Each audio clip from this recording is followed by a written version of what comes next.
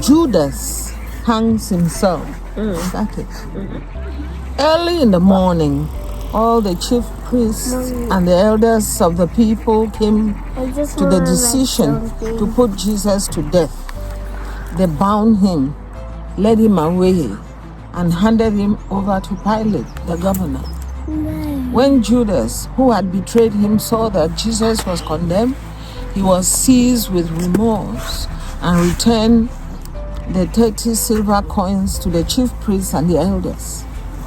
I have sinned, he said, for I have betrayed innocent blood. What is that to us? They replied. That's your responsibility. So Judas threw the money into the temple and left. Then he went away and hung himself. And he hung himself. Yes. The chief priest picked up the coins and said, "It is against the law to put this into the treasury, since it is blood money." So they decided to use the money to buy the potter's field as a burial place for foreigners. That is why it has been called the field of blood to this day. Then what was spoken by Jeremiah the prophet was fulfilled. They took the 30 silver coins, the price set on him by the people of Israel, and they used them to buy the potter's field as the Lord commanded them. Jesus before Pilate. Meanwhile, Jesus stood before the governor, and the governor asked him, "Are you the king of the Jews?" "Yes, it is as you say," Jesus replied. When he was accused by the chief priest and the elders, he gave no answers.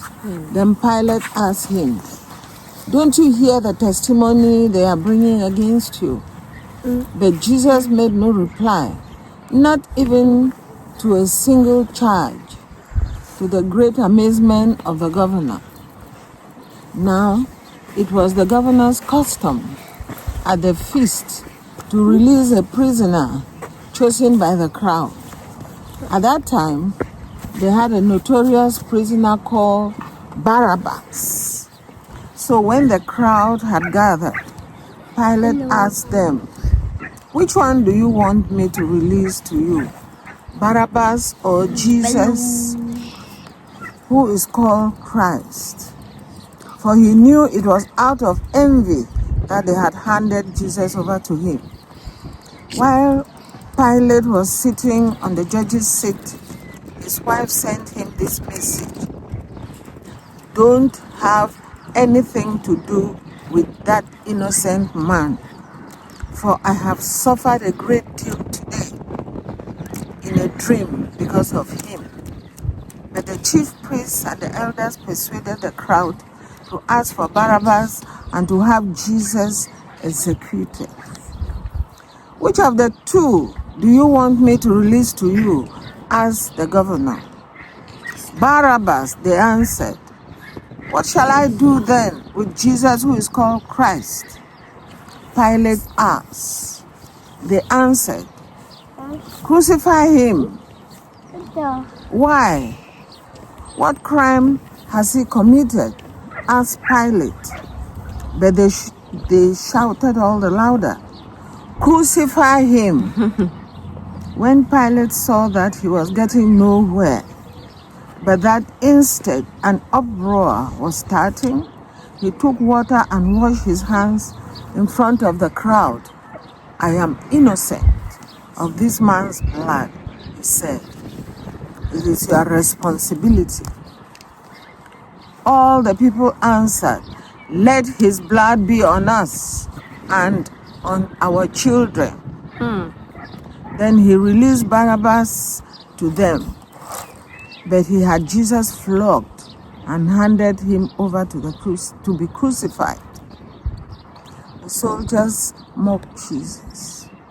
Then the governor's soldiers took Jesus into the praetorium and gathered the whole company of soldiers around him. They stripped him and put a scarlet robe on him. and then twisted together a crown of thorns and set it on his head. They put a staff in his right hand and knelt in front of him and mocked him. "Hail, King of the Jews," they said. They spit on him and took the staff and struck him on the head again and again. After they had mocked him, they took off the robe and put his own clothes on him. Then they led him away to crucify him.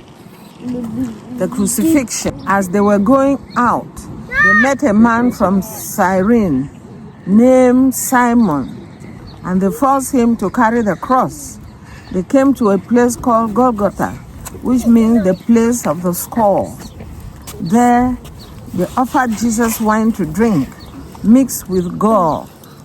But after tasting it, he refused to drink it. When they had crucified him, they divided up his clothes by casting lots, and sitting down, they kept watch over him there. Above his head, they placed the written charge against him: "This is Jesus, the King of the Jews." 2 robbers were crucified with him, one on his right and one on his left. Those who passed by hurled insults at him, shaking their heads and saying, "You who are going to destroy the temple and build it in 3 days, save yourself. Come down from the cross if you are the Son of God." In the same way, the chief priests, the teachers of the law, and the elders mocked him. "He saved others," they said, "but he can't save himself. He is the King of Israel. Let him come down now from the cross, and we will believe in him. He trusts in God. Let God rescue him now if he wants him, for he said, 'I am the Son of God.'" In the same way, the robbers who were crucified with him also heaped insults on him.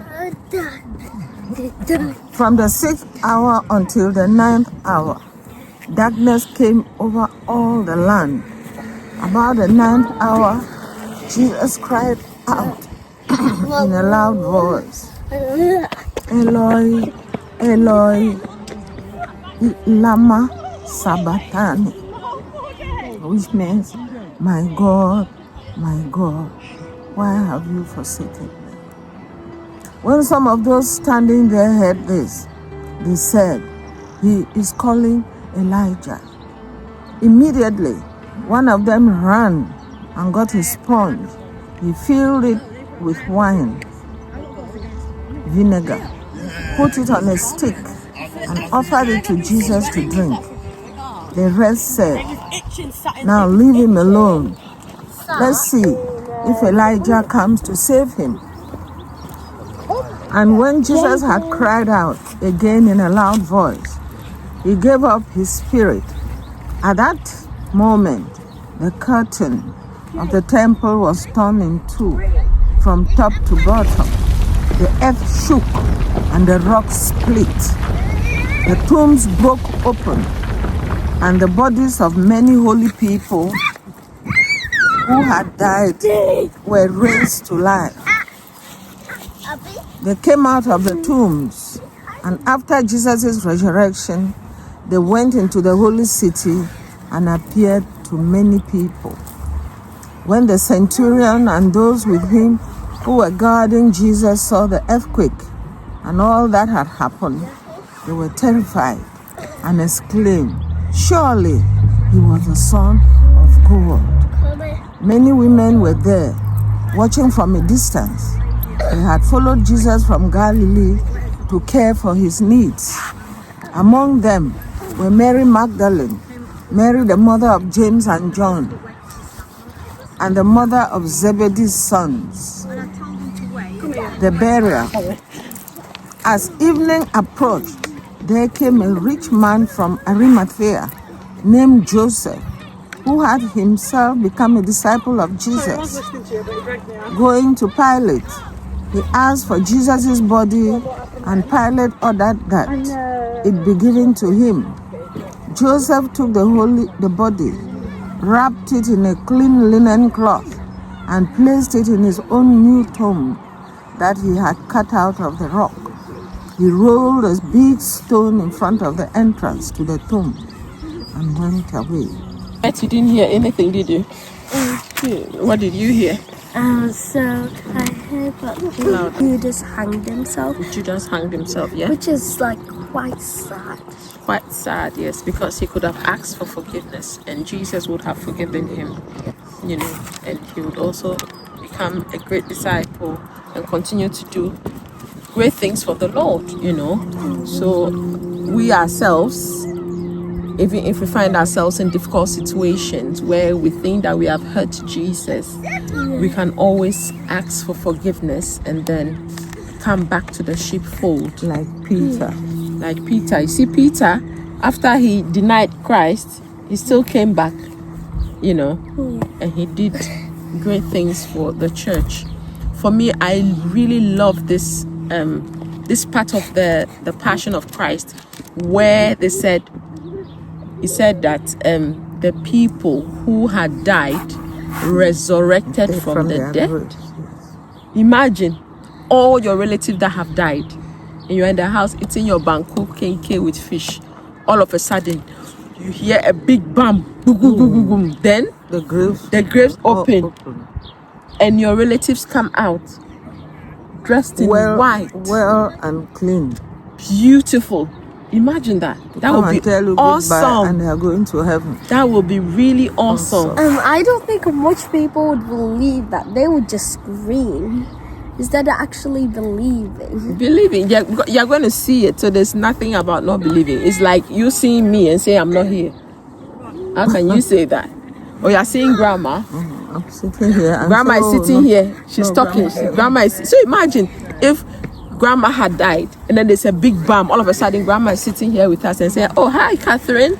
I'll be leaving soon to going to heaven to continue. I to tell you goodbye." Then you say, "Oh no, I'm not going to believe." Yeah, it's absurd, you know. So that part is awesome. I think I found that some years ago and I was so delighted with that because I kept reading it but I didn't really give a thought to it. But when my sister passed and then I read this part, I was like, oh my goodness, so that means that they are actually alive. You know, it's not as if they are dead and gone. People think that when you die you just are dead and gone and you are just in the atmosphere, in the air. That's it. You gone. Become Earth. And that's it. You are gone. No. You are alive. You are actually alive. And that's what gives me strength. When people, loved ones, pass away, you know that they are not dead, but they are alive. And they are somewhere waiting for us if they have received Christ. So that's why it's important for us to make sure that our family members, our friends know Jesus and have accepted him as their Lord. Because you can know him because you have heard about him when you're passing. You know, as we read in the Bible, many people are passing. They're like, oh yeah, these people are reading about Christ and everything. But they do not know him. They do not have a personal relationship with him, which is key.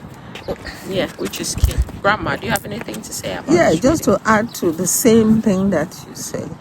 When Jesus went down to Hades to bring out the good people, those who believed in God, who expected the prophets, who knew he was coming, Saint Joseph, and those people, I mean, where were those who didn't believe in God?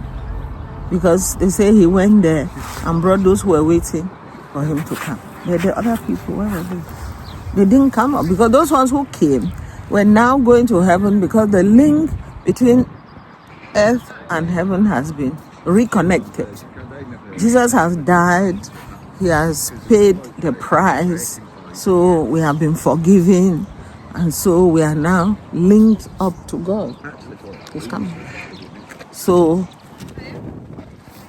they are going to heaven. Where are those ones like I don't know how to call those who didn't believe. The non-believers. Yeah, the non-believers. Because I hear that day in Jerusalem, the population was thick. So all those who had died for a long time, they all came back. They went to the temple. They went to visit their relatives, and then the following day or in the evening they left for heaven. They all went. So those who were there really saw that the population in Jerusalem that day was thick. Imagine all like our grandparents, our great. Great. Can you imagine? Yeah, imagine all of them seated on this chair or standing around us. Around us. That would be awesome. Then you see grandma's mother, Yes. grandma's grandmother, grandma's grandmother, Grand. yeah. and Auntie Delali. Yeah, Auntie Delali. Yeah. It would be awesome, wouldn't it? yeah. Yeah.